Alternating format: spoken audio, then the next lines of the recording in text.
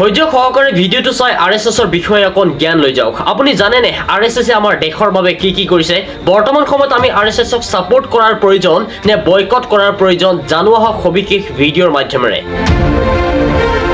আৰএছএছৰ জন্ম হৈছিলে 1925 চনত, কিন্তু আৰএছএছে দেশৰ স্বাধীনতাৰ সময়ত কোনো অৱদান আগবঢ়োৱা নাই, অথচ আৰএছএছে দেশৰ স্বাধীনতাৰ বিৰোধিতাহে কৰিছে। এয়া সেইখন আৰএছএছ হয় যিখন আৰএছএছে 1949 চনত ডক্টৰ ভীমৰাও আম্বেদকাৰৰ প্ৰতিমূৰ্তি জ্বলাইছিলে। এয়া সেইখন আৰএছএছে হয় যিখন আৰএছএছে সকলোৱে সমান অধিকাৰ লাভ কৰা সংবিধানকো বয়কট কৰিছিলে। ভগত সিং, চন্দ্ৰশেখৰ আজাদ, আশফাকুল্লাহ খান, ৰাম প্ৰসাদ বিস্মিল, ৰাণী লক্ষ্মীবাই, মংগল পাণ্ডে, মৌলানা আজাদ, চৰ্দাৰ পেটেল, নেতাজী সুভাষ চন্দ্ৰ বোস, জৱাহৰলাল নেহৰু, মহাত্মা গান্ধী এয়া সেইসকল ফ্ৰীডম ফাইটাৰ আছিলে যিসকলে কোনোবাই দেশৰ বাবে ফাঁচী কাঠত নুমিছিল তো আন কোনোবাই দেশৰ বাবে শ্বহীদ হৈ গৈছিল, ব্ৰিটিছৰ বিৰুদ্ধে নেতৃত্ব দিছিল। কিন্তু সেই সময়ত ইয়াৰ ভিতৰত কোনো এজন ব্যক্তি আৰএছএছৰ সদস্য নাছিল। এয়া সেইখন আৰএছএছে হয় যিখন আৰএছএছে মহাত্মা গান্ধীৰ ভাৰত ত্যাগ আন্দোলনক বয়কট কৰি ব্ৰিটিছৰ পক্ষত থিয় হৈছিল। এয়া সেইখন আৰএছএছে হয় যিখন আৰএছএছে ভগত সিঙক ফাঁচী কাঠত ওলোমোৱাৰ সময়ত য'ত গোটেই দেশ ইয়াৰ বিৰুদ্ধে প্ৰতিবাদ কৰি আছিল, সেই সময়ত আৰএছএছ